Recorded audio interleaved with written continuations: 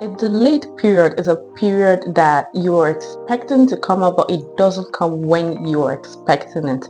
It simply means that this period can be a late period or it can be a missed period.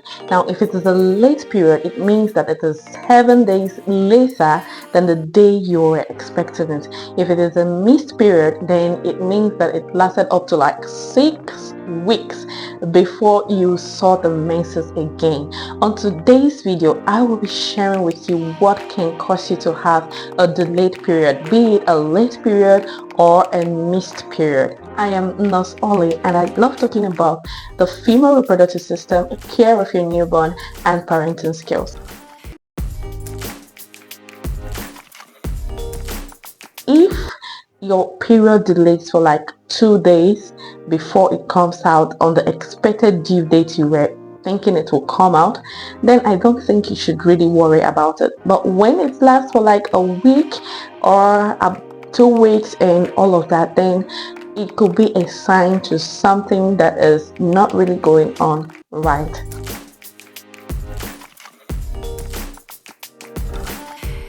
Number one on my list is what we call primary ovarian insufficiency. This is simply a condition whereby a woman who is not up to 40 years old starts experiencing symptoms that look like as if she's going into menopause. That means she stops seeing her menses, there is irregularity, she stops ovulating, and she starts having some other similar signs and symptoms. Now, the second thing is stress. Now, stress is a very potent cause of irregular menses, delayed menses, and all of that. It could be that you are stressed out at your place of work or that you are busy doing one or two things. You see, what happens with stress is this: whenever you're stressed out, hormones are released and your body is going to be in a flight or fright mood. And when it is in this mode for over a long period of time, it's going to alter your system. Okay, it's going to shut down some of other systems that maybe they are not really responding to the flight mode, and it's going to keep your whole body intense, and because of that your reproductive system is going to be lagging behind, and so you're going to have this consequential delay in your menses. So you have to try to take care of stress and everything that has to do with stress. Now, the next point is in breastfeeding mothers. Whenever you're breastfeeding, you have a rise of prolactin in your system, especially for the first 6 months. Okay, if there is a high level of prolactin, it means that estrogen, which is actually responsible for ovulation and other things that goes on down there, is not going to be so functional, and because of that you are going to be having a delayed or irregular menses, or even not having menses for some months and all of that.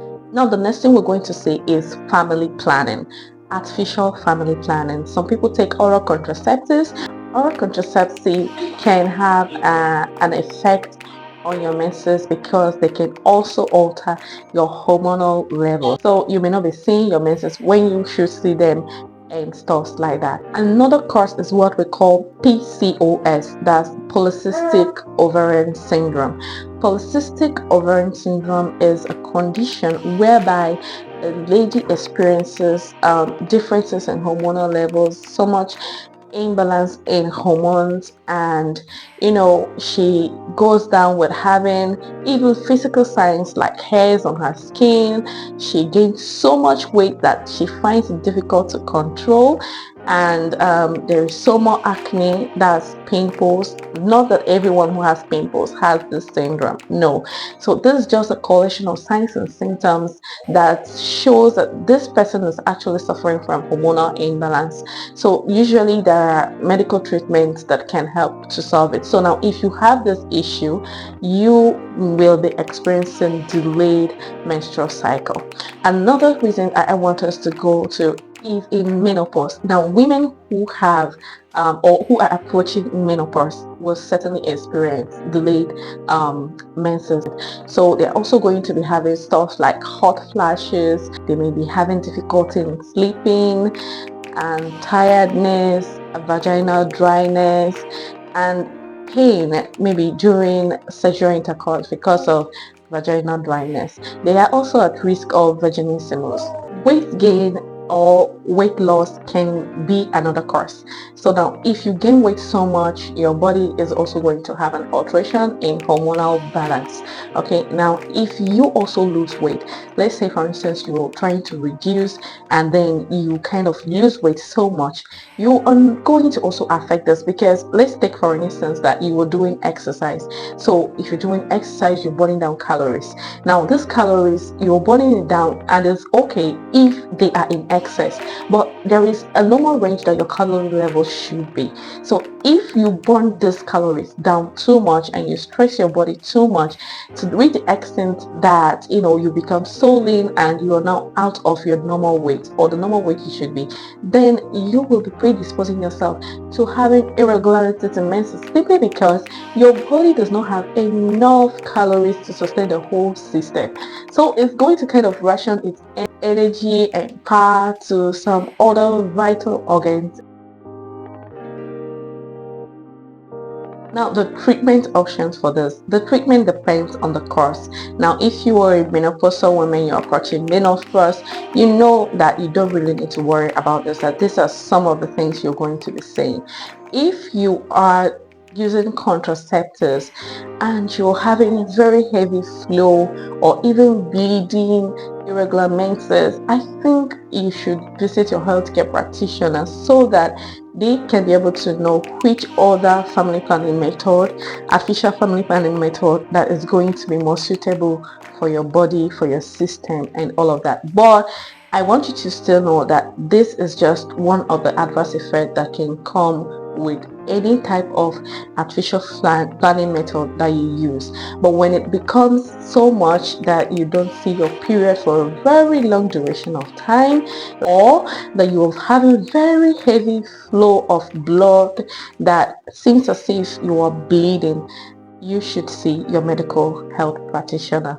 Now, the next thing is about women who are breastfeeding. Oh, you don't need to worry, because when you stop breastfeeding, with time everything is going to take place, come back to normalcy. I talked about PCOS. If you have PCOS, you don't need to be too worried. Now if you're worried, you're also trying to cause more harm to yourself, because you'll be releasing cortisol, anxiety hormone, that is not good for you, okay, and that is not good for your system. So PCOS, even though it's a syndrome, is a collective signs and symptoms and all of that, and there's a medical condition, I want you to know that there is a medical solution to this.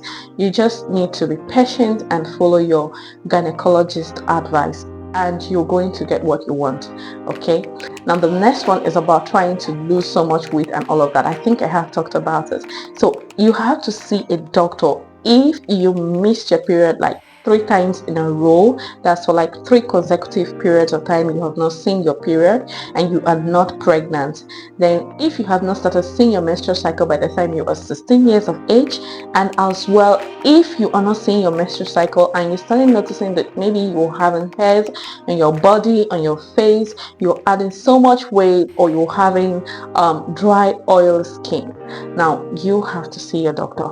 I have created a video that talks about having pain during sex and what you can do, as well as vaginismus, I mean the almighty vaginismus. I try to simplify it in this video. I think you should watch it. Now this is where I say bye bye to you. I'll be seeing you in my next video. So like, subscribe, and watch this video. Bye.